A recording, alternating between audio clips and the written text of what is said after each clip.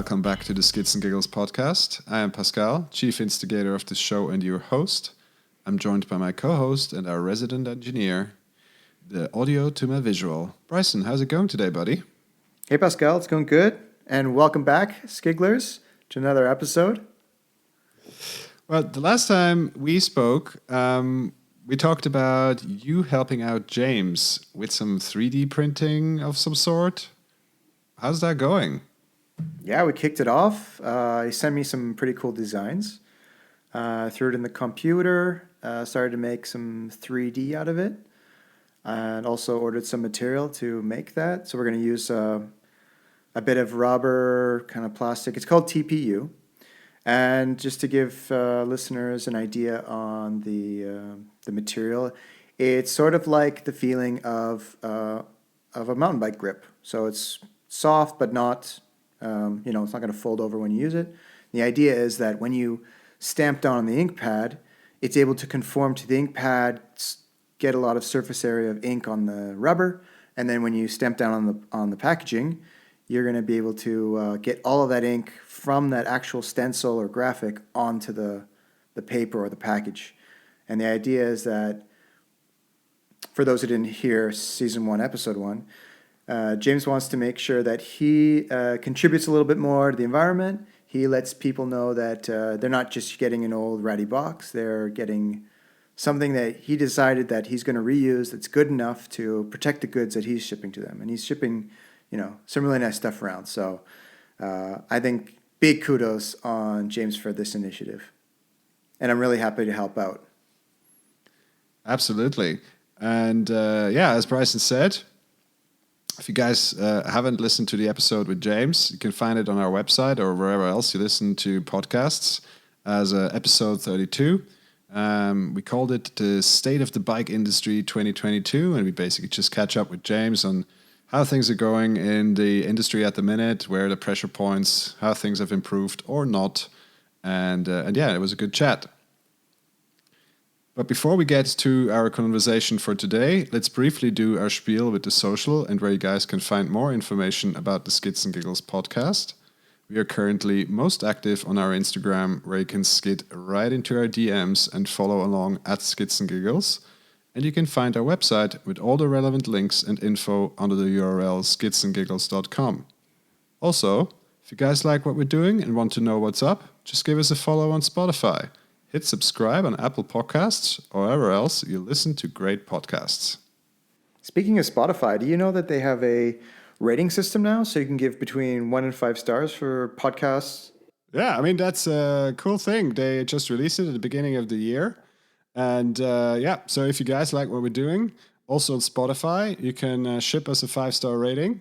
It helps us reach more people like you and helps us grow our show.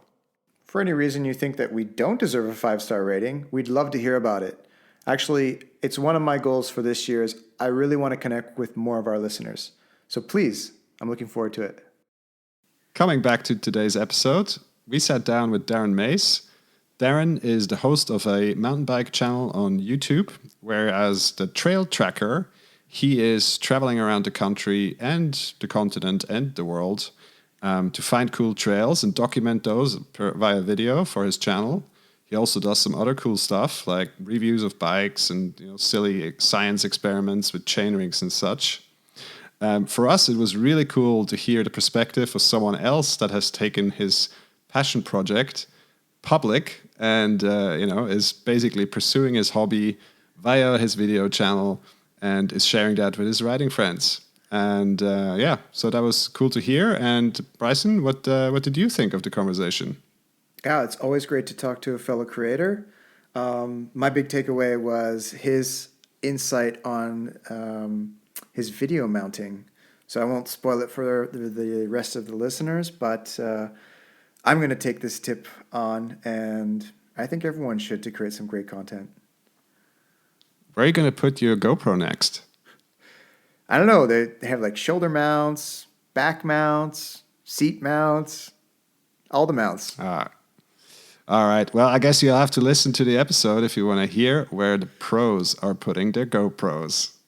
We'll catch you guys after the show. Well, Darren, welcome to the Skids and Giggles podcast. How's it going today? Very good, thank you. It's been a day off. It's always a good day when you're not working. Absolutely. Bryson, how are you doing? Just dandy, thanks. Very good, very good.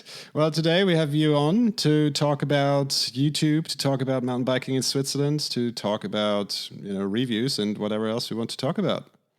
So why don't we jump right into it? And why don't you tell us a little bit about why you're in Switzerland? What brought you here? Okay, yeah, this is an interesting story. Back in the 90s, I had a job. They sent me to Switzerland. And so I spent 8 months commuting between London and Zurich every week. And you know how it is. You meet people, make friends.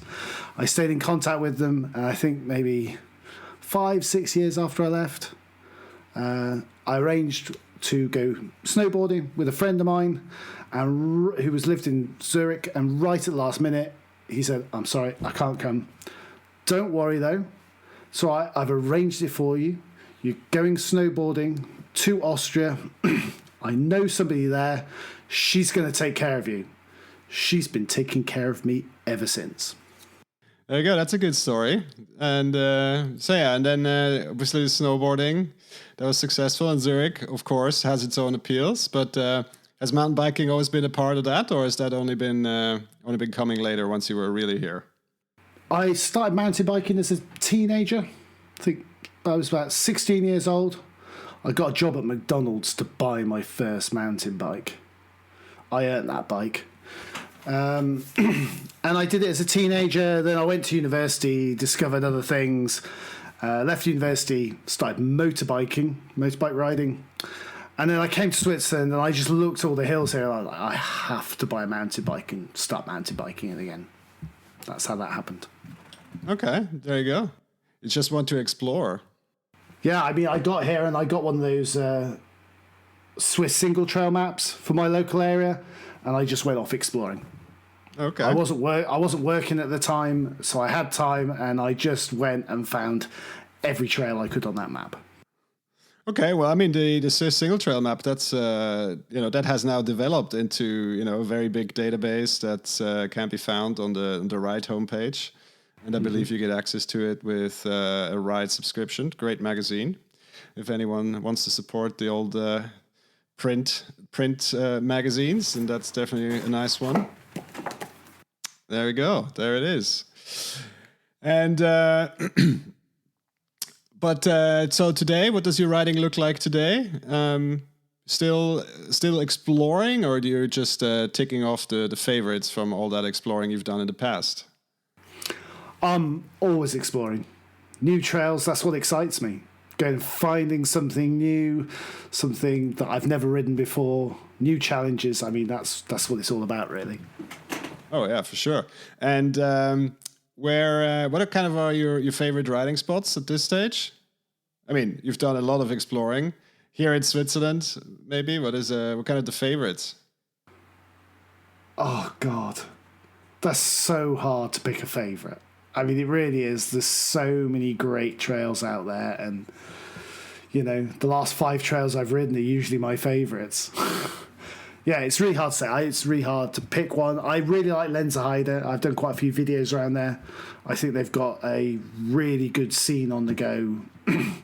Mostly outside the bike park is the stuff I really like in Lenzerheide, especially when you go over towards Arosa. That's pretty cool. Flimslarks, there's quite a lot of good stuff going on there as well. Ticino in the winter, early season, late season. Outside Switzerland, the Pyrenees, Spain, European mountain biking heaven. Oh, okay.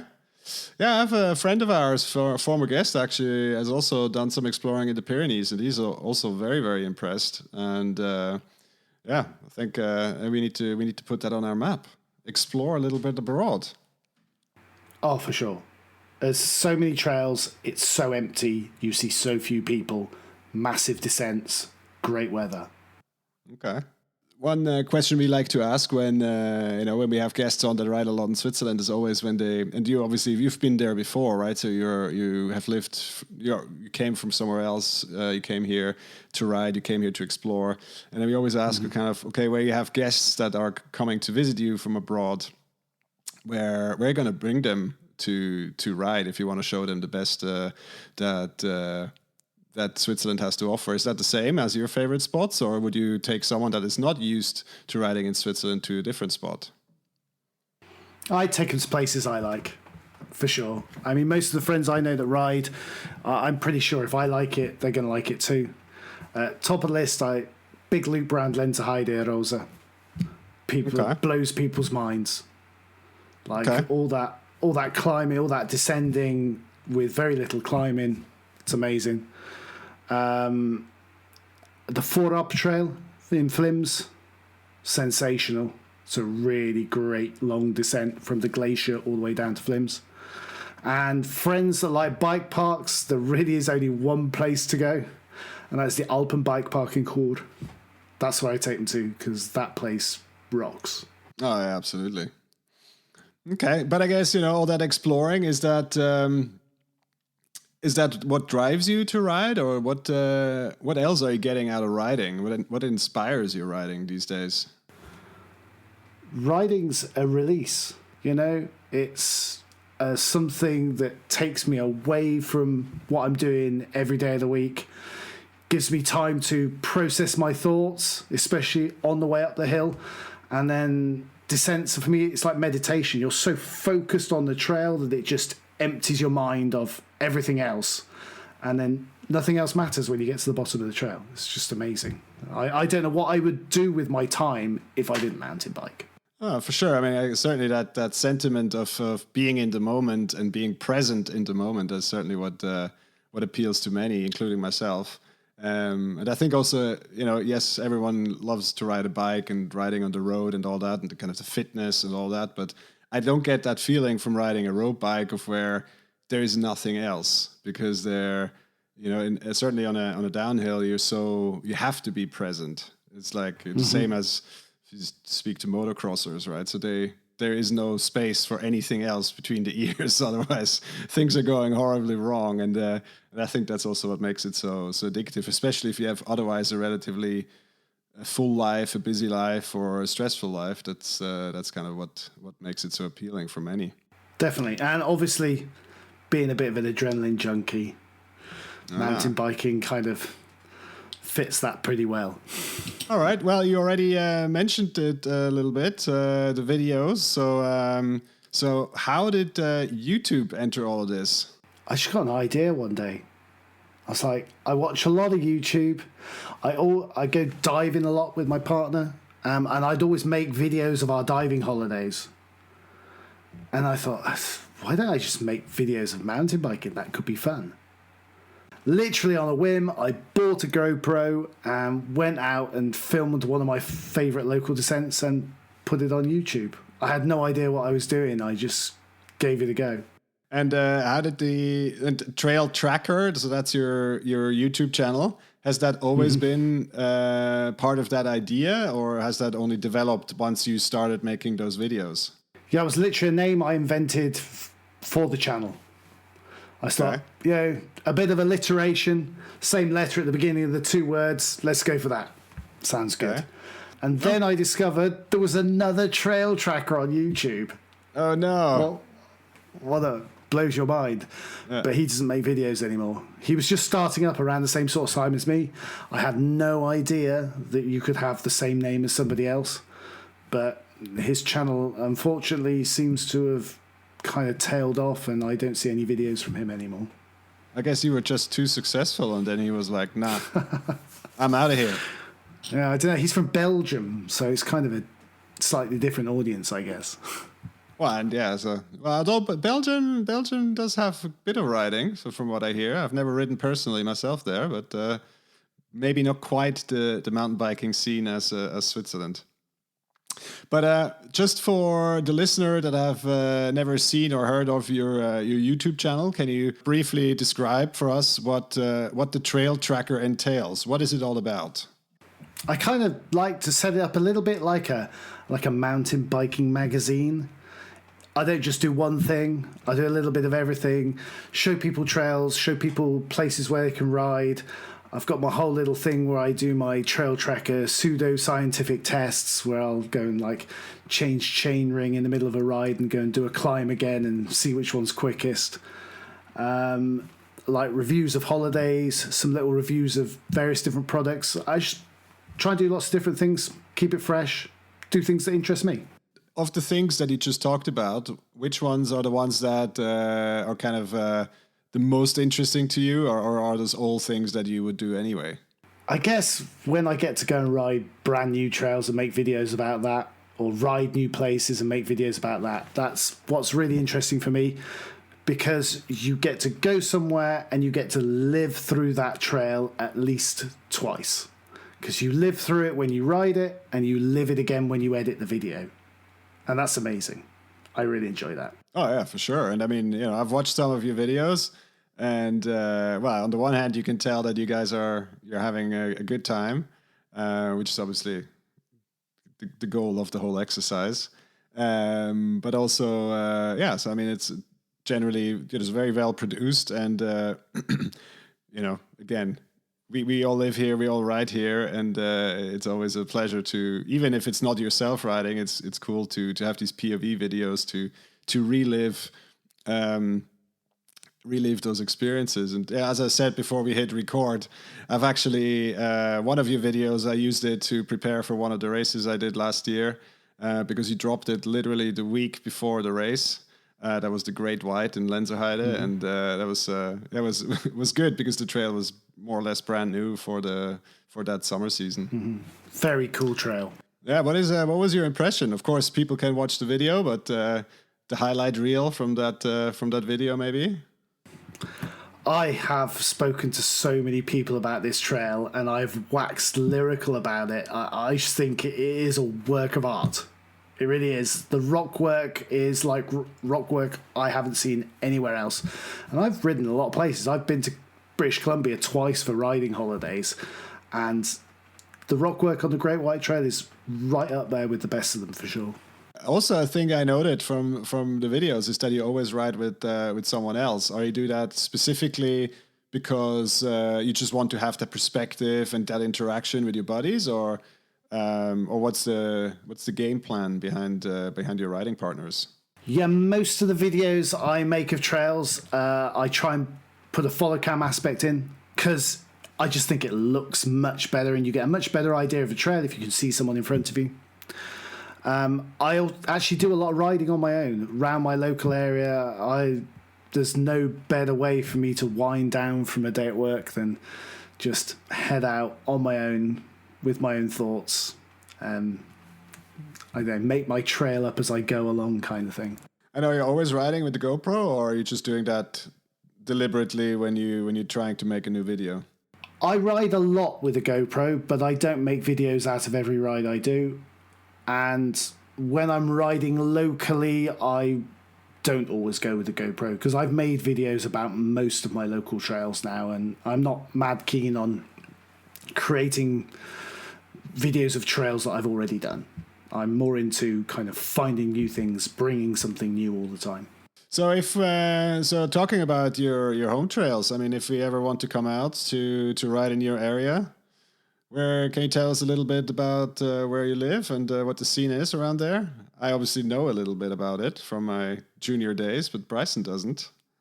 Okay, so I live in the Zurich Highlands. It's kind of north of Zurich. They call it the Highlands, but I mean, we're talking hills up to about 1,300 meters. But you've got 400-500 meters of descent on quite a few different trails. It's an area that is just littered with footpaths. So there's tons and tons of places to ride. There's lots of different trails. It helps to know where you're going. If you don't know where you're going, you can easily end up on a trail that's just not great for riding. But to have it on your doorstep, it's amazing. I had a friend over visiting in kind of late summer, early autumn, and he was blown away. He was like, oh my God, you have like some amazing tech trails right on your doorstep. And he lives in the UK, and it's really flat where he lives, so he doesn't have much. But he's been riding lots of different places, and he was very impressed. It's pretty cool. I like it a lot. Ah, for sure. It's a great area. There's certainly, as I said, an area with a long history in mountain biking. But of course, when we talk about trails, certainly in the area of Zurich, there's this question of the sanctioned trails versus not so sanctioned trails. How is that in your area? Virtually all the trails we ride are footpaths. So shared use, I'm a big advocate of watching out for walkers, giving walkers the right of way, sharing the trails. There's enough space for everybody. I mean, I ride my trails a lot, and I can do lots of rides where I won't see a single person. So if I do happen to see someone, hang back, give them some space, and we can all profit from those trails. I think that's definitely the way forward. Oh, for sure. I mean, if you see what happens in some of the cantons with, let's say, in air quotes, an official shared trail policy, that seems to be working very well. And it's just some in other cantons it's not quite so open and free and interpreted the same way. But when you make videos, and sorry if I keep going on about the videos, I find this relatively fascinating. Are you only ever traveling to sanctioned trails, I assume? Or have you also done videos of spicier side routes? In Switzerland, I don't think I've really ridden much in the way of unsanctioned trails, and certainly haven't put them on video. But when I went to the UK over Christmas, I rode some trails there, and the scene in the UK is a bit different here, and lots of them are pretty much unsanctioned trails, but it's widely accepted, so I'll definitely be making some videos of those. The other thing I've noted on your channel, you obviously do quite a few bike review and bike testing videos. What has been the driving force behind that? Is that you have your bike and you give an honest review? Is that those are the questions you ask yourself?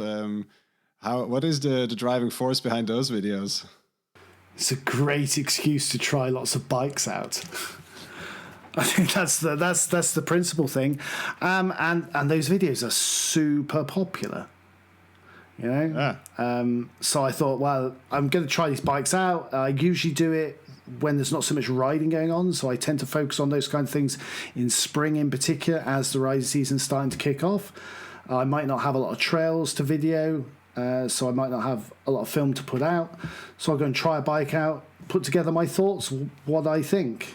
It's always a bit risky. Not everybody agrees with what you think. You can get a little bit of vitriol if you kind of say you don't like a bike that somebody else loves. But I guess that's part of the course. We've all got different opinions, and that's what's so amazing about the whole thing, I think. Mm-hmm.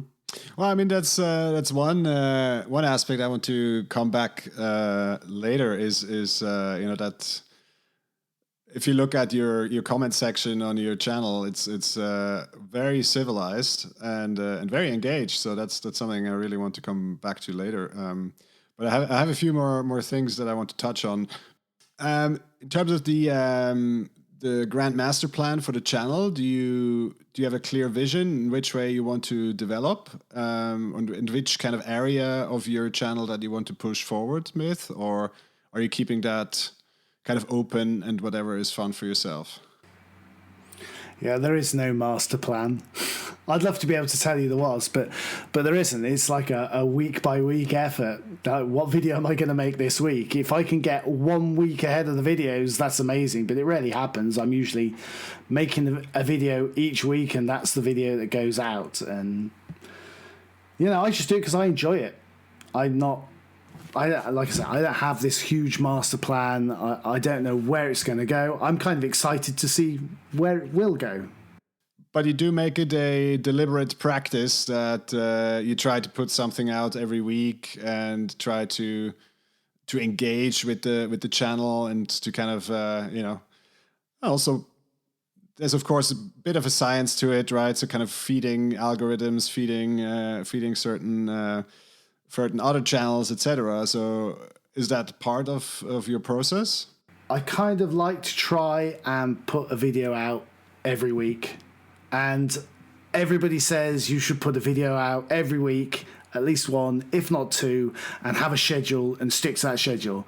And I'm rubbish at sticking to the schedule because life just gets in the way. I mean, editing videos is a time-consuming business.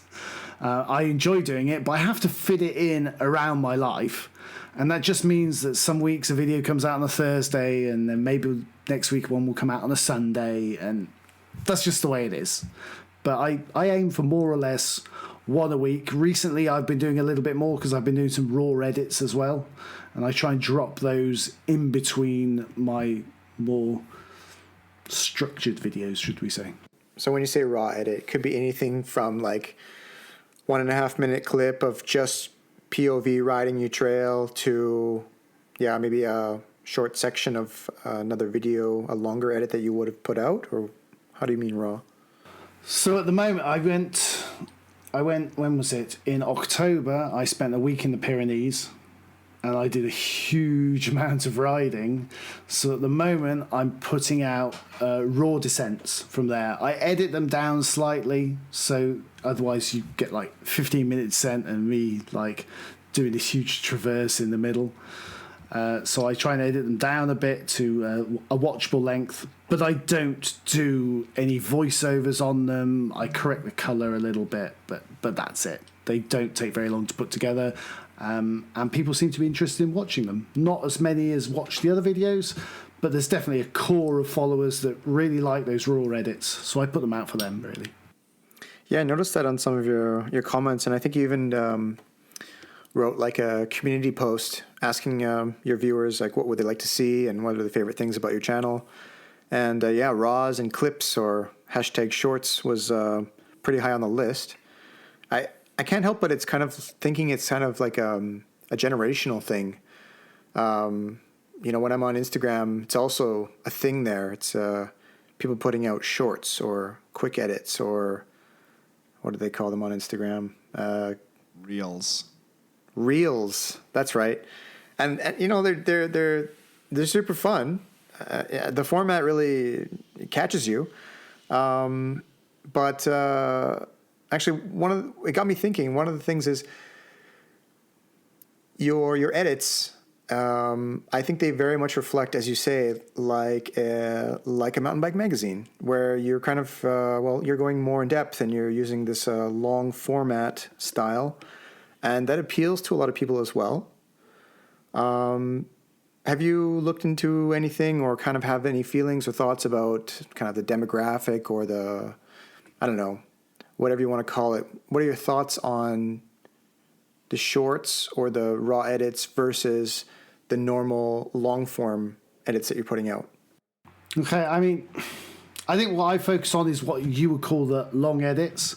If I compare myself to other YouTube channels, I think I keep mine a little bit shorter. One of my really big focuses is to not put anything that's superfluous into that edit. I'm pretty brutal when it comes to the cutting room, and if you looked on my cutting room floor, you'd find a lot of footage that's just been thrown away. If I start editing something and it comes out to 10 minutes, you can pretty much guarantee it'll be 7 or less by the time I've finished messing around with it. I really want to try and keep people's attention, even if it is a longer format. I've done some reels on Instagram. I did last sort of late winter, early spring. I did the 30-day ride every day challenge, and I put out a reel every day, like this really sort of short little edit with a little bit of music, 30 seconds long of what I'd been doing that day. And that was kind of fun. But I think my focus is definitely on the kind of videos I like to watch. I mean, I'll be honest, there's one YouTuber that I watch a lot, and I think he's probably been quite a big influence for what I do, and that's BCPOV. He's without a doubt my favourite mountain biking YouTuber. I watch him religiously, every time. And I love what he does, and I kind of see my riding videos, I think, kind of lean a little bit towards the kind of thing he does as well. Eric does a great job, yeah.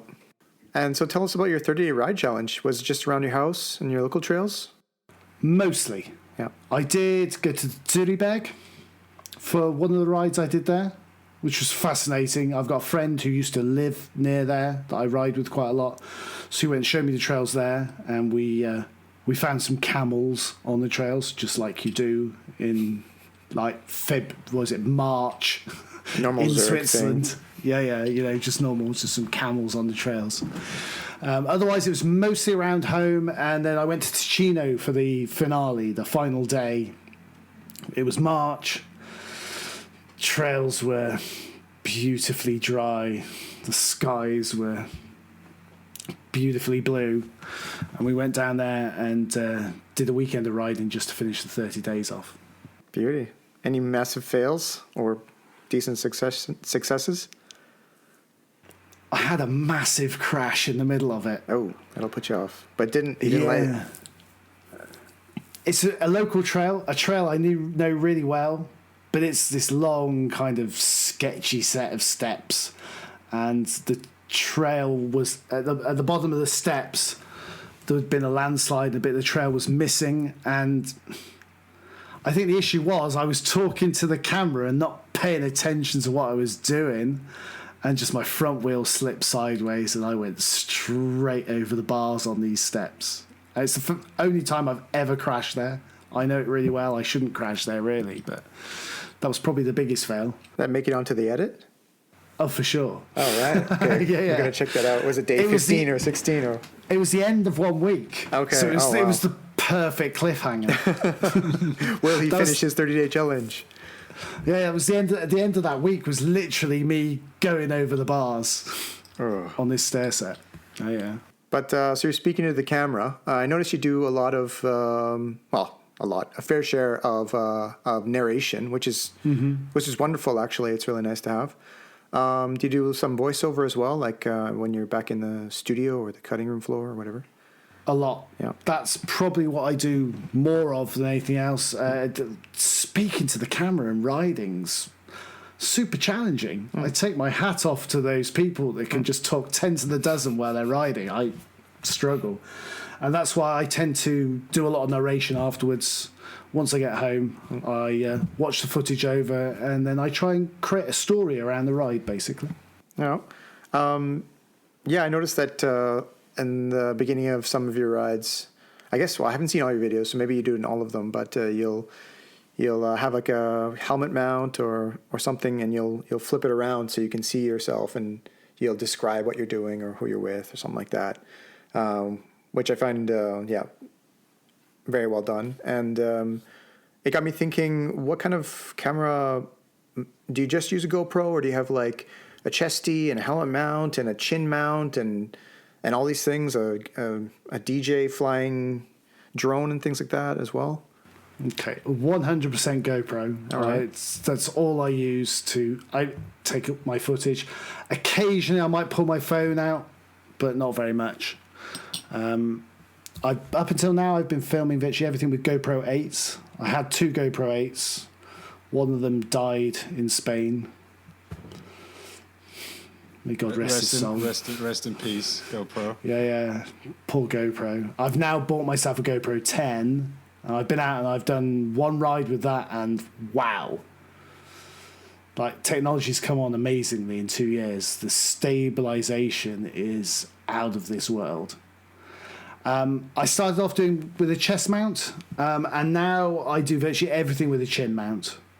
I think the footage from the chest mount's a bit more immersive. You see a bit more bars and more trail, but the flexibility of the chin mount's amazing. You film wherever you look. So if someone says something or somebody is doing something else at the side trail, you just look over there, and then you get that footage, and you get lots of things that you otherwise wouldn't have got with the chest mount. So often I was looking at the chest mount footage and something was happening half on screen off to the side, and it would have been great to include it, but it's unusable ultimately.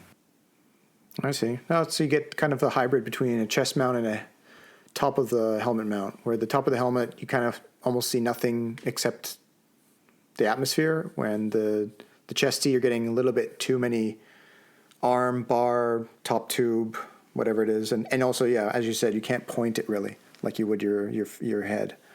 I see. I really like that chesty angle. I think it looks great. Mm-hmm.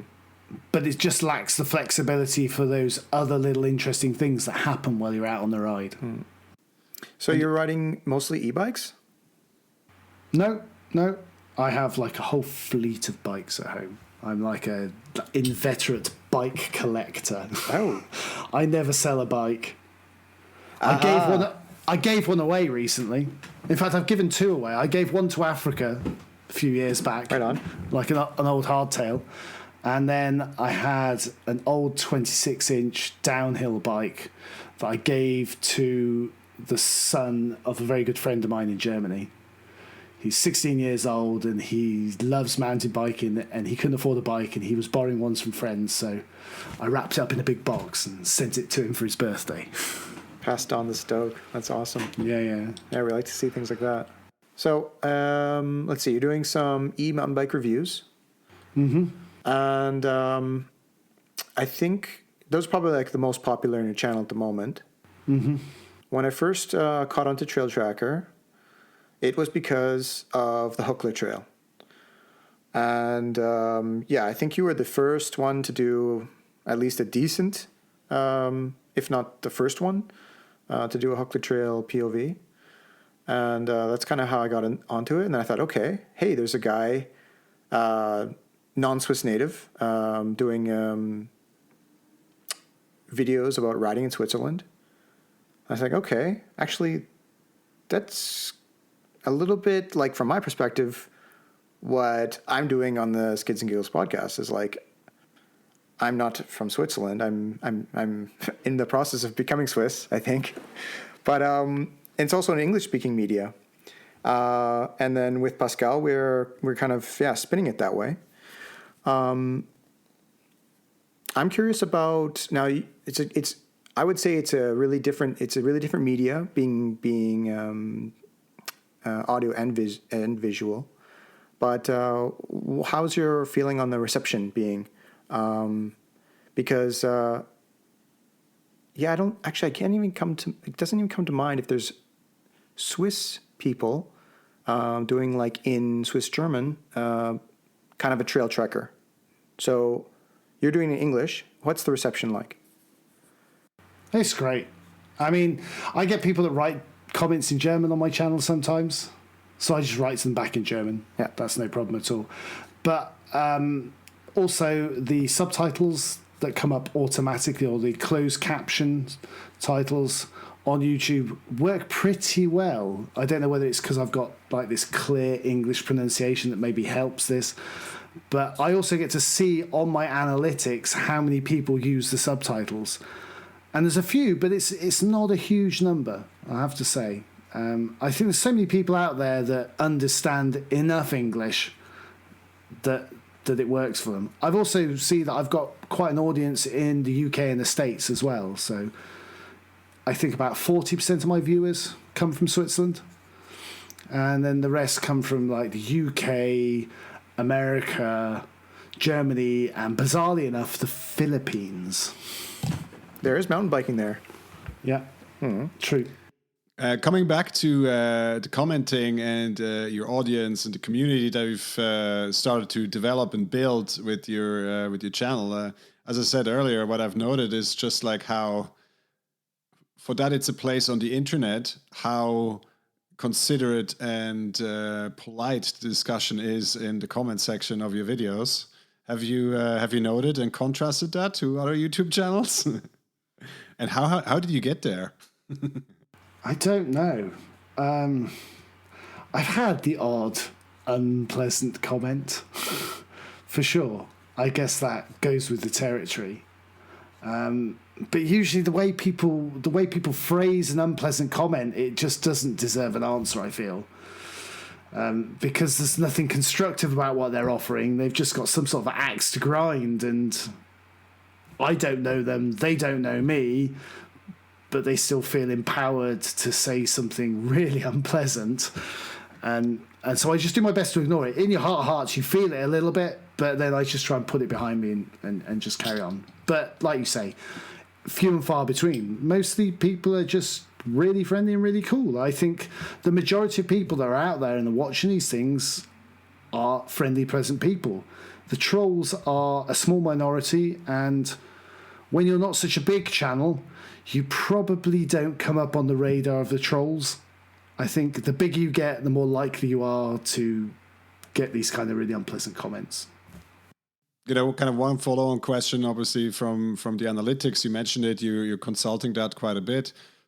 But are you also letting the analytics drive a little bit your content selection and what kind of videos you're pursuing? Or are you, putting that on one side? It's like, okay, well, this is what my following wants, and this is what the statistics tell me, and this is what I'm gonna. But I want to do another trail video, so let's just stick with that. A little bit, not much. A little bit. It's always in the back of my mind that I shouldn't do the same thing all the time. I just throw something in that's a bit different. If I haven't done a review or something for a long time, then I'll try and find a way of going and reviewing something, because I know people are really into it and they really like it. So I'll do that occasionally. Just throw something in that's a little bit different to everything I've been doing before. Which I guess is slightly informed by the analytics, because I know if I review something or do like a test, those are the videos that get a lot of views, basically. I think the one I've got with the most views is I think it's over 30,000 views now. And it's literally a video that I filmed, and I wasn't happy with it, and I thought, I'm not going to put it out. And then I had no other videos to make. I had no footage, and I thought, what the heck, I'll just put it out. And it was this one where I went and cycled up a hill and then changed my round chain ring for an oval one. And I cycled up the same hill again, and I just timed it. And it's been viewed over 30,000 times now. Wild. There you go. Random. Can't predict it. Yeah. It is a big question. Yeah. That's sometimes just how the internet goes. Mm-hmm. But coming a little bit back to the similarities between the trail tracker and Skids and Giggles, and the sense of community. I guess for us, always one of the one goal that has been underpinning what we've been doing is, of course, this element of giving back something to the community. Kind of because we meet a lot of people, we know a lot of people, we get access to a lot of people through whichever way that is, and we just want to bring those stories out. And kind of, was that also something that was part of your idea with the trail tracker, or have you always been kind of something, I want to be this trail tracker independent of where I live and what I do? It's just kind of this thing on YouTube, and it's great if people in Switzerland watch it. I think a big part of the initial motivation to do it was to show people some of the amazing places you go riding. I think where I live is a bit of a hidden secret. There's a lot of riding, a lot of people don't know it's there, and I just wanted to share that a little bit with people, to show them the sort of things that are actually, if you live in Zurich or in Winterthur, it's on your doorstep, but maybe you don't know it. Well, apart from BCPOV, what other kind of mountain bike media are you consuming? What kind of what else is influencing you? He's the one I watch a lot. I'm trying to think what else do I watch? I'm trying to think, who is it when their video comes up? Who do I instantly click? And it's Eric and his wife Yuka. In fact, I watched one of her videos just before we came on here. Those are the ones I watch a lot. Yeah, apart from that, I kind of graze. I think that's the way I'd like to describe it. I kind of dip in and out a bit here and there. I know some other YouTubers personally, and there's some of those that I will always click on their video out of personal interest to see what they're up to.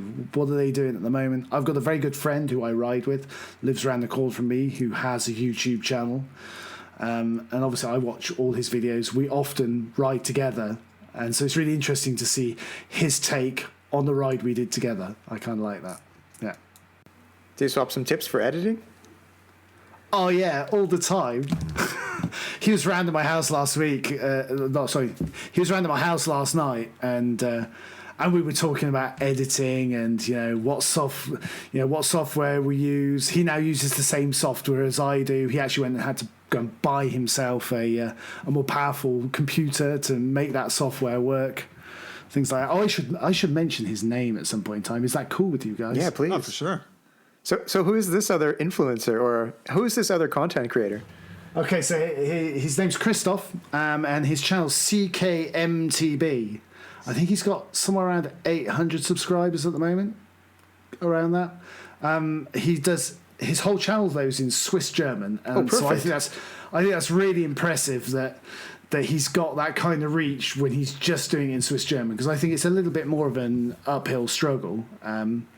But I really like the edits he does. I think they're very cool. He's very natural in front of the camera.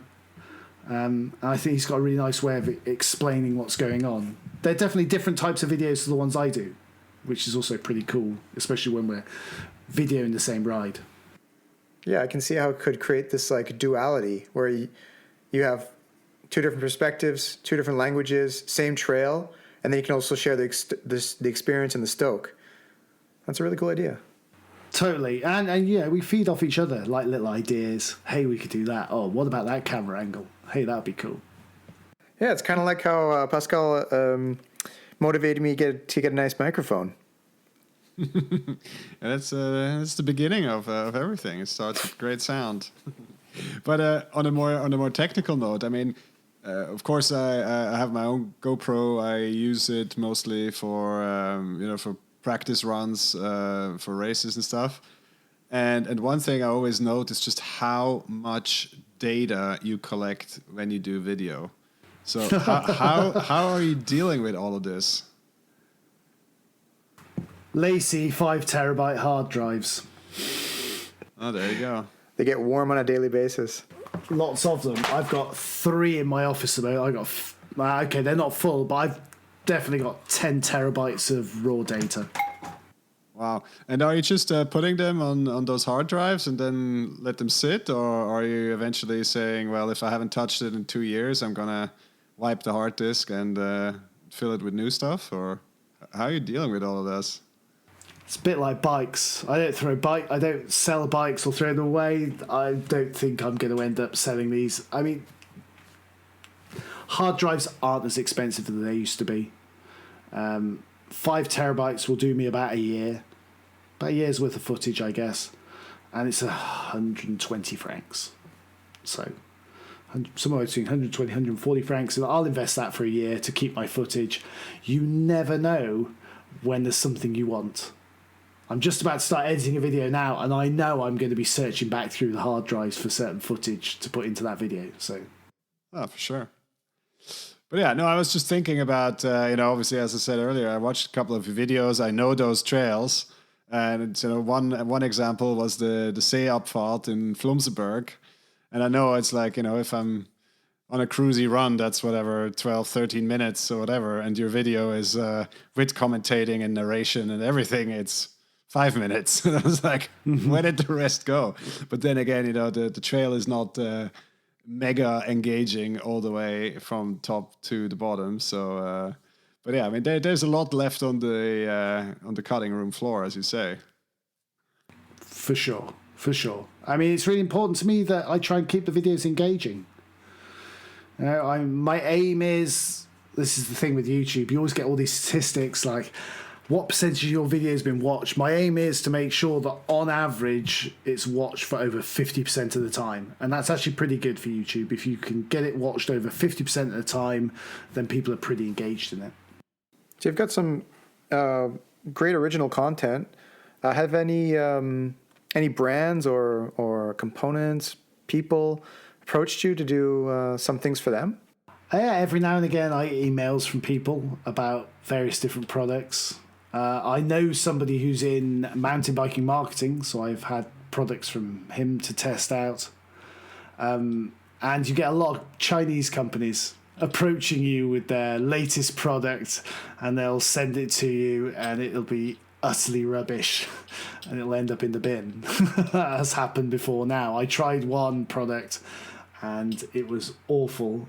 And I think I literally filmed myself dropping it in the bin because it was so rubbish.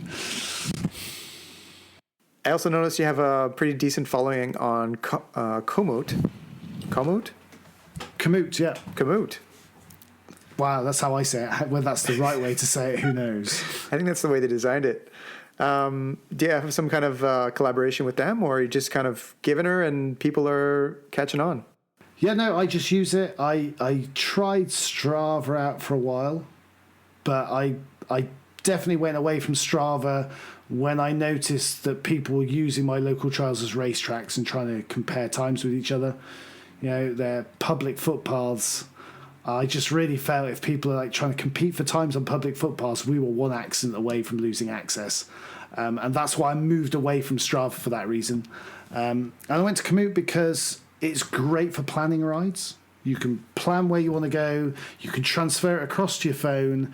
You can get turn-by-turn navigation on your phone. I think it's just a really good product, and it's really useful. Yeah, so that's why I use it. Especially the terrain types feature. This is great. Mm-hmm. Yeah. All right. Well, I started following you, and actually, I was looking through a bit of it, and I think I contacted you on, I don't know, I guess it was something you posted one time. I can't remember which media it was, but basically I was like, hey, Trail Tracker, are you going to release this on Komoot? I want to see this track, and like I want to go ride here because it looks amazing. And your reply was, well, sorry, mate, I can't give it to you, but I can give you the name of the guide who took me there, and, you know, he'll be happy to do it. And I thought about it, and I was like, okay, well, that sucks. But, you know, yeah, I mean, I actually have to honor that because that's a really courageous thing to do. And, I mean, I'd probably do the same thing if I didn't know the person, that try to pass on that to the guide so the guide can benefit from as well. And I think this brings a lot of that community feel that Pascal, you were talking about earlier. It's just like, how do we make mountain biking prosper? And it's by doing things like that. So big kudos to you, Darren.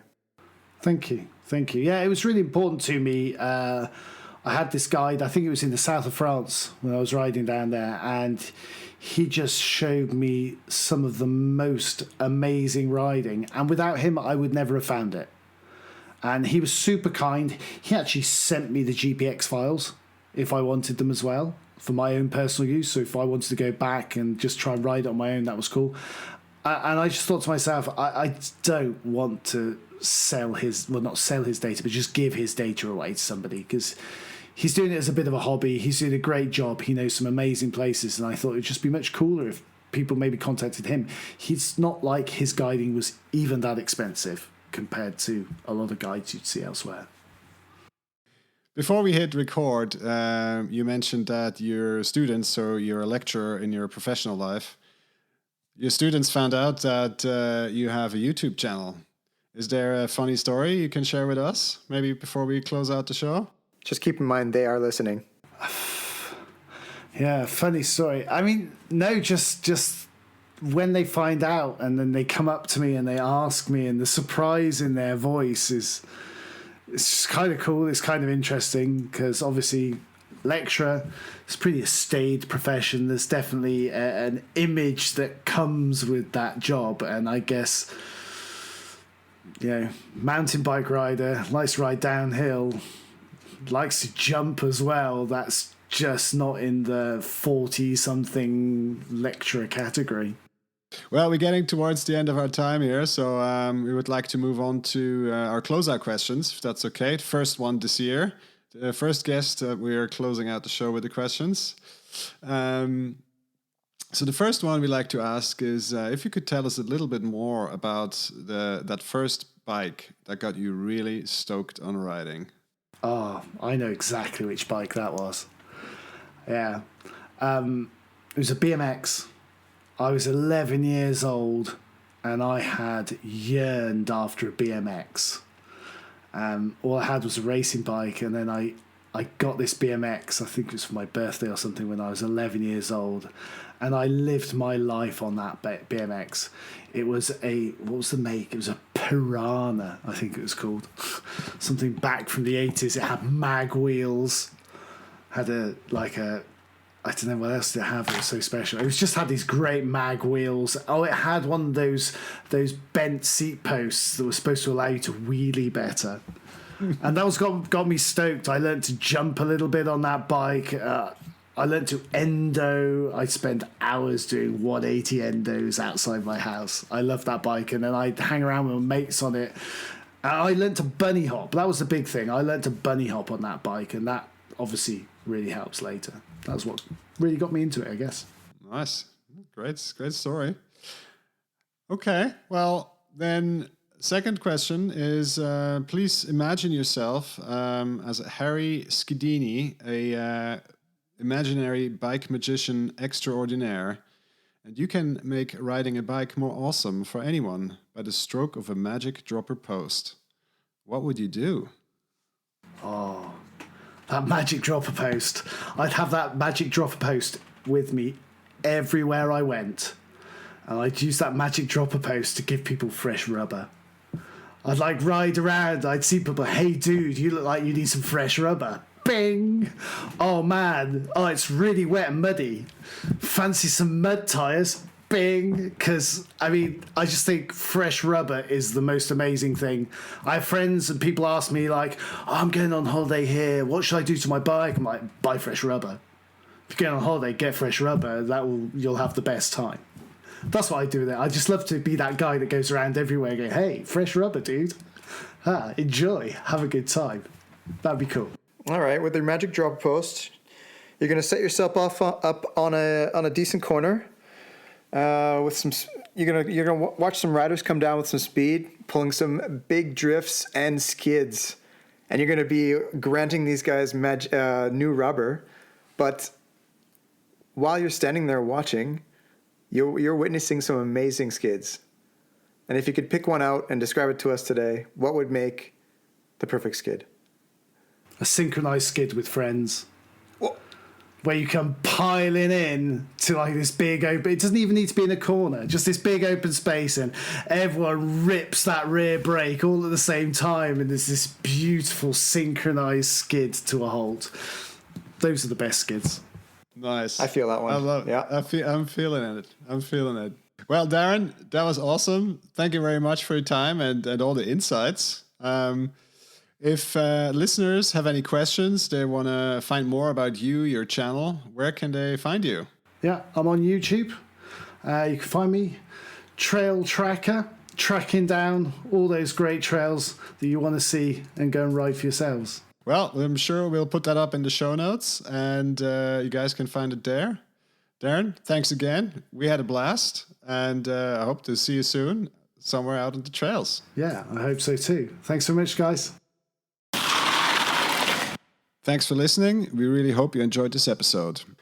As we mentioned at the top of the show, you can find all the links and the relevant info to this episode in the show notes. Also, if you enjoyed this episode, why don't you share it with your riding buddies? It really helps us grow our show and reach more cool people like you. That's great advice, Pascal. I really enjoyed making the episode as well. And I'm really looking forward to all the cool stuff we're going to be doing in 2022. So stay tuned, guys.